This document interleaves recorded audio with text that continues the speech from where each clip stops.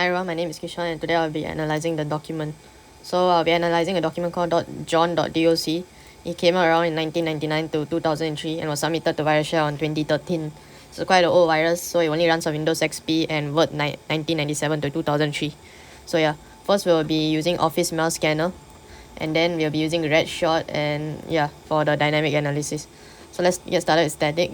So first of all you have to type is Office Mail Scanner john.doc info. I already done it to save time, and you'll get a decompressed macro file, which is this document, and this is stored in the john.doc macros.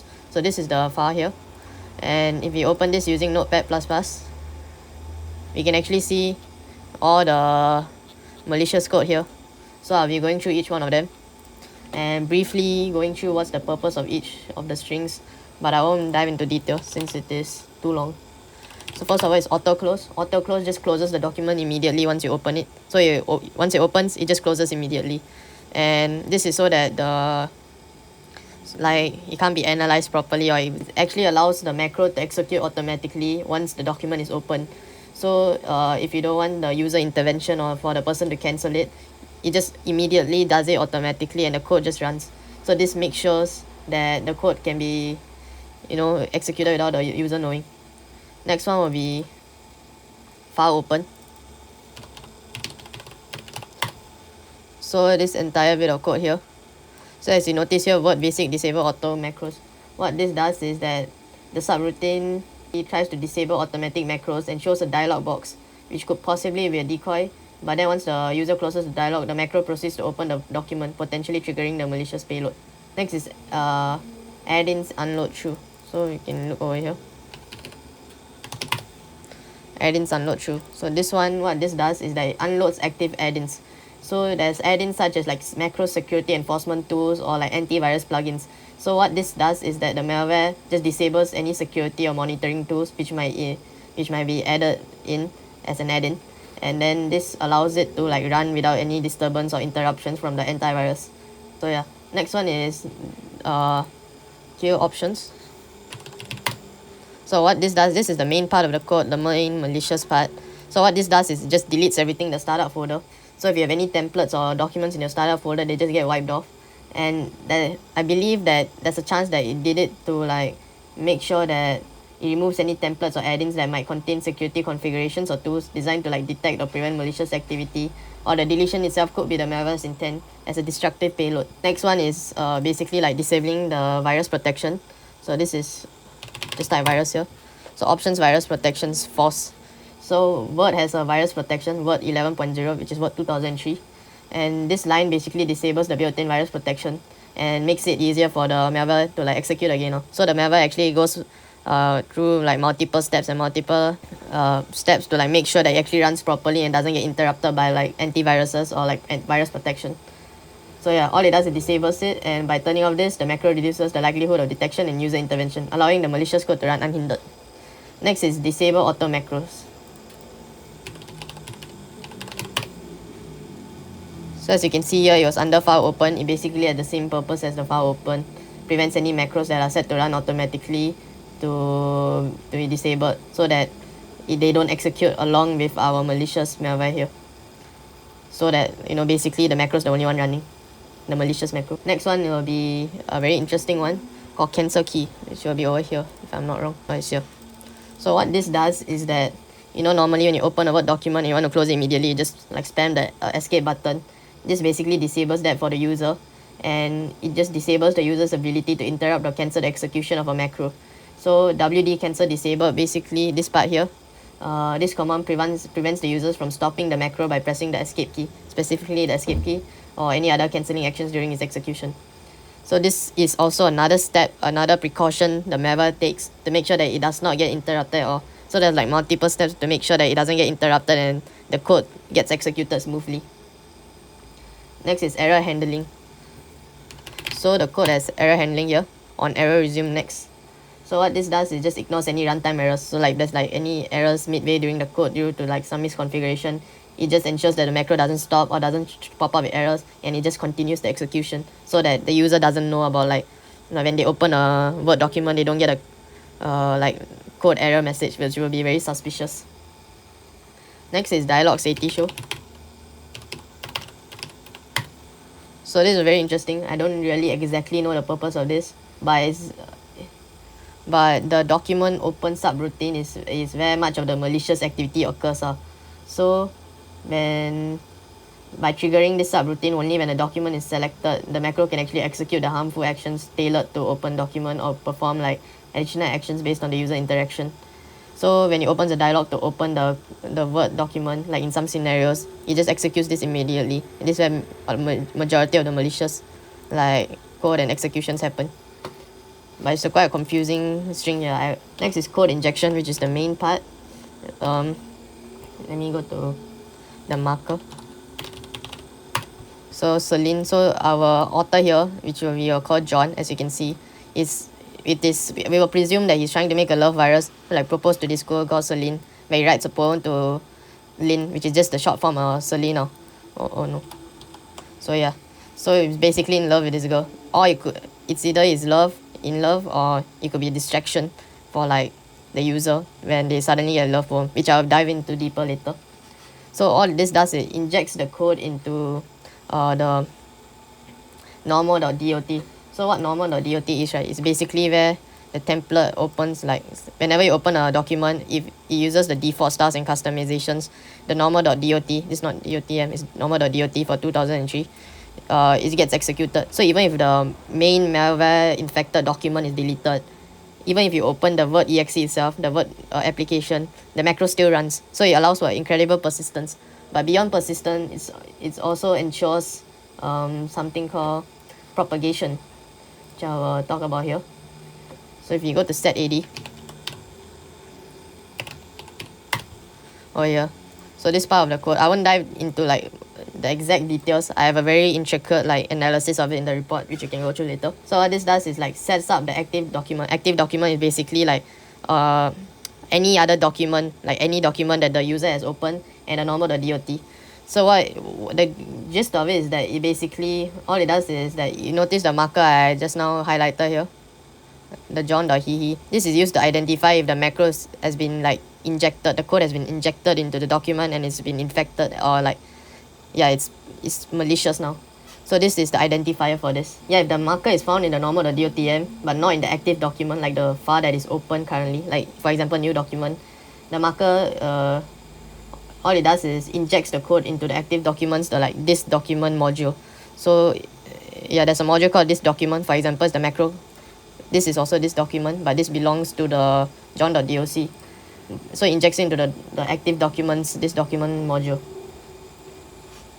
It's quite confusing. Yeah, that's about the scenarios. So but before that happens, the main executions here just injects the macro code into the normal.dot by clearing all the current like templates and stuff already inside, all the macros, like pre-existing macros, so that it doesn't interrupt again. There's a lot of precautions for that, and then it just makes sure it's the only macro there that runs.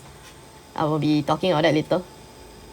So the main purpose of this, right, is to like by copying the code into like active documents, the malware ensures that its payload will execute even if the normal.dotm template is somehow replaced or modified. So it's another precaution that John takes, like the hacker.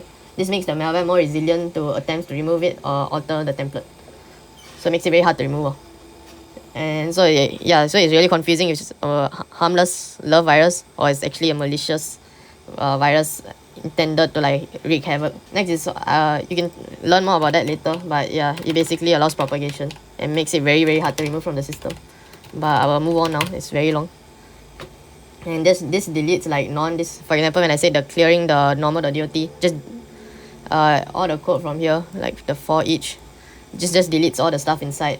So the application, the organizer removes like certain this document modules, and then the nt.code module just removes all the code from the normal.dot before injecting its own code. So it maintains the styles and effectiveness of the malicious operations without any alerts popping up. Next is system manipulation. So yeah, it changes the Word application's username to John MMX2000 MEMX, the email, and yeah. So why it does this is it basically uses it for logs, which we can see over here. You notice how all the logs have the username, the email, and then the date here. So yeah, talking about logs, another interesting thing I noticed is that even though the last time this got updated was in 2013, yeah, it goes about 24 years ago. So it's quite an old virus. And this one uses Hotbot, and Hotbot is like a discontinued search engine from like 28 years ago. So yeah, it proves that it's actually O. Next is the registry key manipulation. So it proves like possible evasion. So let's go over here. So it changed the product name, the product ID, registered user, the organizations, all of that stuff. So it could be a way of like to establish persistence or to evade detection, which I am like assuming. And one of the interesting thing is that other than the F up your life over here from the registered organization, which is very vulgar, shows the malicious intent, there's also this product key here, which is, if you read it properly, it just says destroy your, if you remove the 9 and all the numerals, it just says destroy your comp. So yeah, it's like an Easter egg left behind by the hacker. You can see here it actually takes a backup of the scan.regexe, basically takes like a snapshot of the registry, then it backs it up. It might be a way for it to like evade detection by like resetting all the registries to make it seem like nothing happened, and like remove footprints. And VB hide basically hides the window from like popping up, like, you know, like causing suspicions in the user. It's like weekday now.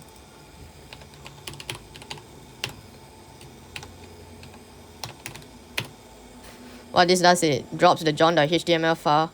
So the show me subroutine basically like is the one with the HTML code with the love virus. It just creates a John.html code inside the system root file directory, I think. Yeah, and then what it does is it has a love virus. It's like a love poem. So yeah, so even if you change the wallpaper, right, your wallpaper will just turn back to the love poem as long as the macro is there in your system. So yeah, there's not anything exactly malicious about this. It's just like harmless pranks. I already talked about logging. So yeah, that's another part where you'll act me here. So what this does is that it basically like it indicates that it has initiated the logging process with the flag, the log data in flag, by setting it to true. So it, like for example, you saw the logs here. So they could be like start every single time a log appears. It might be because the flag has been activated here. I do not know the exact requirements for this flag to be like, you know, to be put through. But whenever this happens, it starts logging. Next is system root. This is where the HTML file is located, the John.html. It's located there to like evade detection, and then it can avoid triggering like user security set alerts since it's in a trusted location, you know, and also allows maintain persistence. I will now go on to dynamic analysis. So you can look through the HTML code and all that stuff later on. I've talked about it a lot inside the report. Which now we will go to Windows XP. So Windows XP, Word 2003, 1997, 2003 is about the same. We will set our date to Sunday, since as we noticed the wallpaper only changes on Sunday. So we'll click apply. So we are in Sunday now, 6:35 p.m. So all we have to do now is we have John.doc and an active document to demonstrate like what will happen if an active document is open. So we'll open this, and then it will close automatically, as you see here. So it has infected it all. So if we go to our templates folder, normal.dot file is, you open it, tools, macro, Visual Basic Editor, you can see that under this document, under the normal project, it has infected it basically, and this marker like signals to a similar macro, like for example in another infected file, that this file has been infected. So yeah, this does the same purpose as the other macro file. So it just detects if the marker is there, then it like spreads and propagates, and then it does like disabling the virus protection, all that stuff. This didn't happen automatically. I had to simulate this since it didn't work for me properly. And yeah, but this is what will happen if you have according to my analysis of the code. So yeah, but once we paste it here, it works. The rest works flawlessly. So you can just close this. So we will be testing the active doc here. Yeah, so if you open this, right, then you'll close it again. Yes, you open it again. Then we can just go to our macro. So yeah, so you see here this document here from the active doc, it has been infected with the same code as this document in normal. So yeah, it's very interesting. Yeah, that's about it. Then if you notice something, it takes a while, but then once it happens, right, you can see that there's actually the HTML code with the poem to the very best that happened in my life long ago in my mind. Yeah, basically the love. Then this is from the john.html. If you want to know where it is, it's just my computer. You should have noticed it's in the system root, so it's here. So this is basically this. It has no malicious, like anything malicious. The closest thing is that this is an embedded link to an email called iambaiting@yahoo.com. So it is like, we can predict that the girl Lin or Celine can just say, yeah, I love you. Yeah, this is the expected response, I assume. But there's, it might be also a distraction, or it could be also used to communicate to an external source, like to exfiltrate data. But I have not noticed that in this virus, but that could be a possibility. No. So now we'll be using red shot. So you would have noticed I already took my first shot. This was before John's love. So yeah, this is the one we are using now. Now we'll take our second shot after we ran it off. If you compare, right, there's a lot of changes here. All of it is like default changes, but we'll be going through each one of them here. So all you have to do now is like change the date time properties. You have to also change the security setting to low, which I've already done. And yeah, so the document is basically like a financial instrument stuff. So it's like targeted towards like banking and like financial institutions. So I took red shot. These are all the notable changes I saw. All of this is like mainly related to the strings we saw. It changes, like, for example, this changes like the username, the initials. This is the F up your life, the destroy your comp, the product ID keys. But this is mainly used for logging, or from what I have noticed, nothing mainly malicious here. And it could be also used for persistence, but I have not really noticed much. This is how it drops the john.html into desktop general, and this is where the wallpaper will be. And this is the flagging, which we talked about earlier. It sets the flag and triggers the logging processor, so it starts to log all the stuff that we just saw just now. This is interesting. We didn't see this in the string, but this is related to the auto run, where it basically uses mount points and all that stuff. So it could be a way for it to like ensure persistence by like trying to it tries to trick users into executing malicious software under the assumption that they are like simply accessing the driver. So for example, by this, right, if you look at it, right, it tries to latch itself onto the E drive, which I've here, to the E drive, but it's a CD, so it doesn't really work properly. This is also interesting. It edits its registry, where it's actually important for like cryptographic functions. So it could be a way for it to like generate predictable random numbers, but this predictability can be like exploited to bypass security measures. But I've never really noticed this here also, but it does change it, and it is quite malicious. Here is a deleted registry. It basically deletes the bliss.bmp, and this is like the grassy wallpaper we saw just now. It just deletes this and replaces it with john.html. There's also shell no room. There's numerous changes for this. You see, all of this is just shell no room. And what this does is that it indicates the malware has been like monitoring for like manipulating the user's activity. So it might be related to the logging, but it requires a set number of like requirements to activate logging. So yeah, I also believe that this is linked to how the malware decides to write the logs or not. And there's been changes in the VBA cluster also, and modifying the VBA cluster location actually like allows the macros to run without triggering security warnings. So yeah, that's all. This is where I talk about the propagation and stuff. And yeah, that's about it. This is a general analysis like this.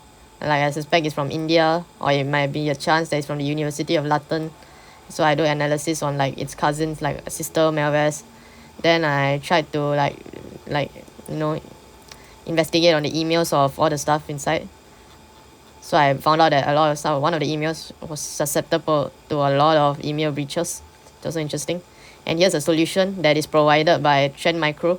This was released back in the day, but this is a working solution according to Trend Micro, the trusted antivirus provider for a lot of corporations. That's all. Thank you.